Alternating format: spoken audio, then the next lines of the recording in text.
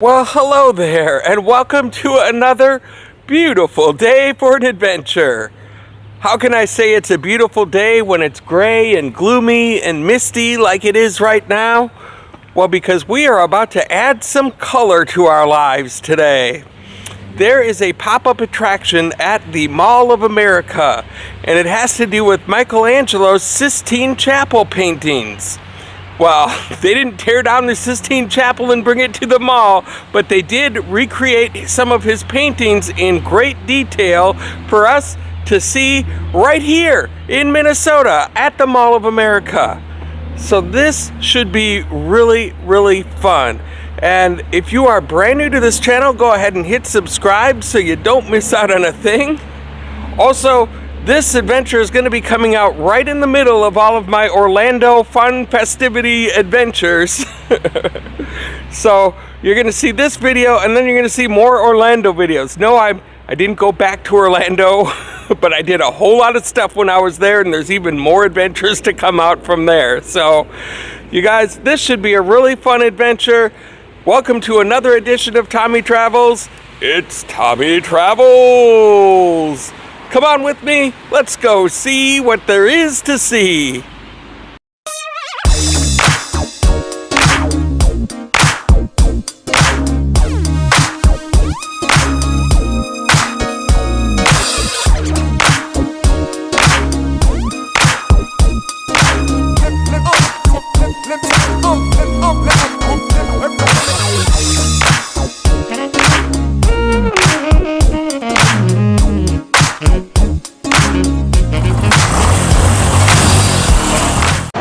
Usually what I visit is the main rotunda. This is on the north end of the Mall of America, and look at all these butterflies. Look at that huge one right here with all the little ones flying all around. Wow. And we have found the entrance for the Michelangelo's Sistine Chapel Exhibit. There is the entrance between those columns. And this should be very, very interesting. I prepaid my tickets for the 4 o'clock time slot. There's my barcode on my cell phone, and that should get me in right here to the main entrance. So here's the entrance to the exhibit, and what we're going to be looking at. Here's the introduction. The Sistine Chapel.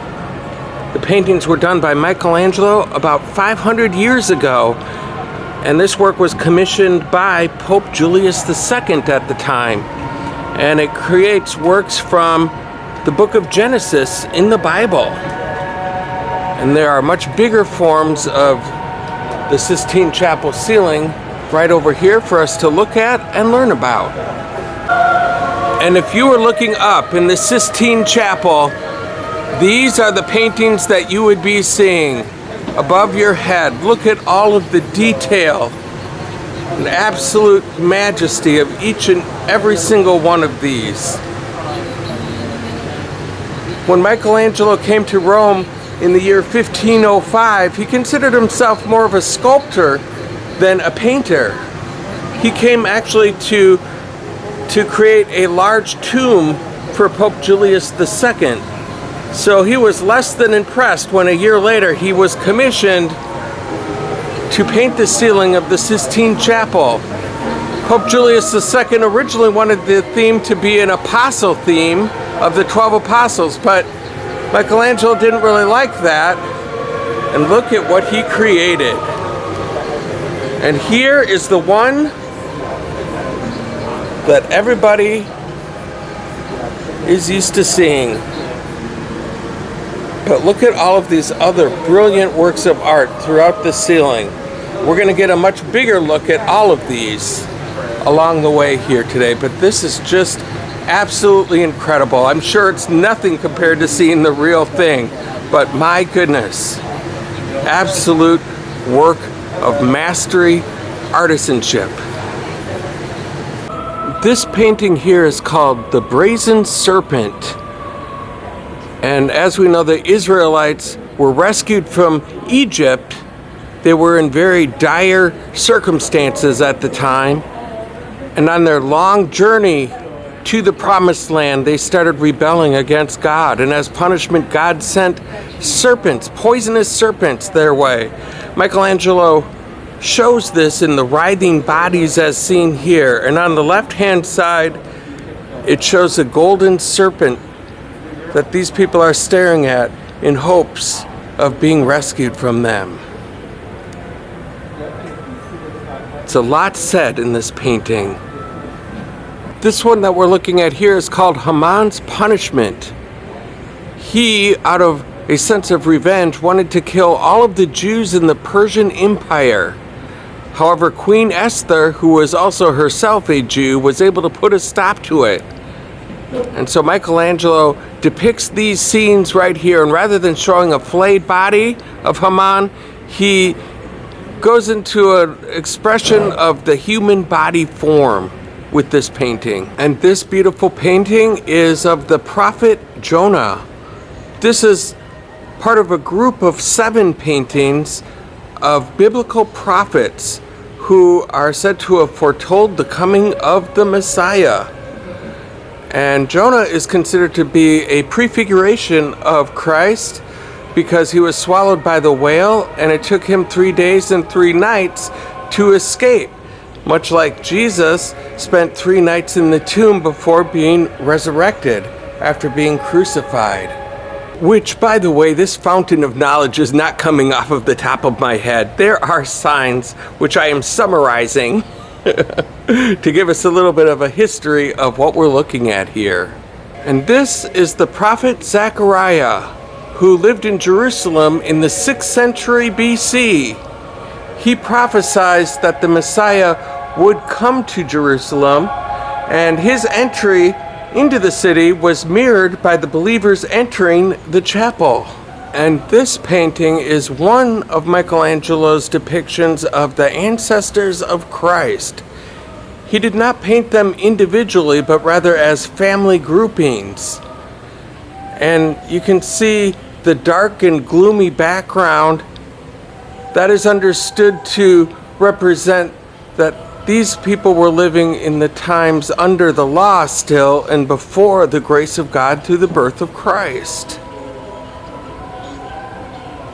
Just amazing works of art here. And here we have a story we all know about, David and Goliath, where David, cleverly being the smaller one, going up against the giant man, cleverly overcame against all odds. And this depicts the moment when he has victory at hand. And here's another one depicting the ancestors of Christ. And again, you can see the dark and gloomy background. There's the painting of Zechariah and Jonah that we were looking at in the very first room of this gallery. And as we can see, there's a whole nother room with paintings that go on forever. I'm realizing I'm not going to be able to tell the whole history of all of these paintings here today. I'm going to show as many of them as possible. But if you're here in the Twin Cities, it's still fairly easy to get tickets online for this event, so I would definitely come down here. But I will try to get pictures and fit in as much content as I possibly can in this adventure. And here it is, the most famous of the Sistine Chapel paintings by Michelangelo, the creation of Adam. And you can see God in a flowing robe being surrounded by multitudes of beings reaching out. Those beings are not the focus of this painting, nor is Adam himself, but the implied but yet incomplete connection between God and man, his greatest creation, masterpiece. And at the very center of the Sistine Chapel arch, you will see this painting called The Creation of Eve. In contrast to Adam, who is laying fast asleep against the tree, Eve is posed and focused intently on her creator, God, who is depicted by Michelangelo as a father figure, ensoling Eve with his gaze. That is a thing of beauty. This painting is called The Mockery of Noah, and it shows Noah in an exposed state, drunk on his own wine, and that is his son Ham, which is mocking him in his drunken, exposed state. And this scene is thought to have forecast the mocking of Jesus Christ. And just on the other side of the drunkenness of Noah is this wonderful painting called The Great Flood. It shows the people scurrying about, trying to save themselves, but the only survivors would be Noah, his family, and the animals aboard that ark. This painting is the final of 3 paintings by Michelangelo of Noah. This is called The Sacrifice of Noah. Grateful for being saved from the flood, Noah and a group of figures gather at the altar to give thanks to his God. And what's very interesting is that the drunkenness of Noah, which is behind this one here that we looked at, it represents the incarnation of Christ. The flood represents baptism. And this one, the sacrifice of Noah, is the prefiguration or forecast of the sacrificial death of Jesus Christ on the cross. This painting depicts the prophet Isaiah, who lived in the 8th century BC in Judah, the kingdom surrounding Jerusalem that was established by King David. And in this painting you can see his finger holding his place in his book, which he soon wants to get back to reading. But his attention isn't focused on the book, it's focused on these 2 figures behind him. They are considered to be conveyors of God's message, and these figures always appear in pairs in the depictions of prophets.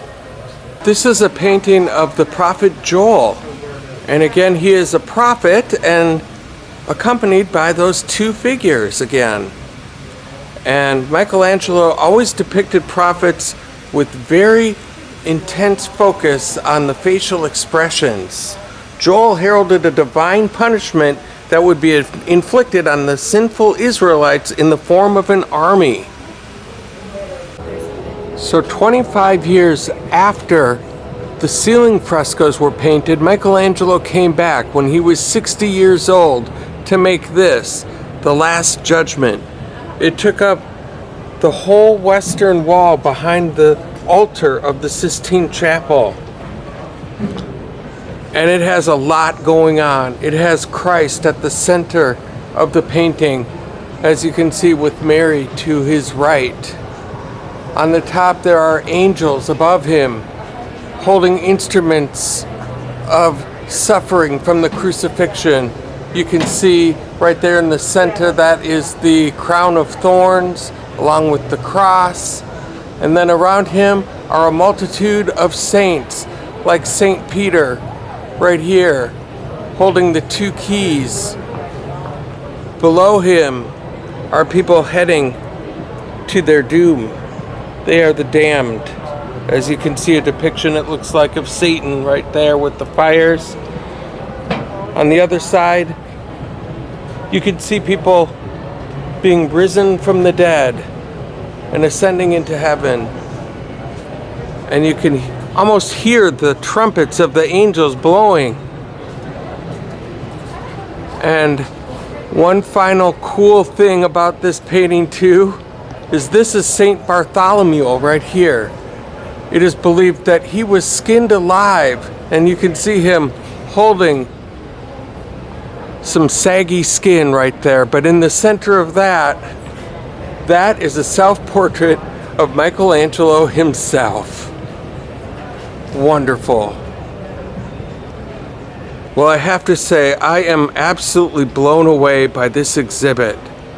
My goodness, I did not expect to see all the beautiful works of art that we have seen today, and so much information on them. I've learned so much today.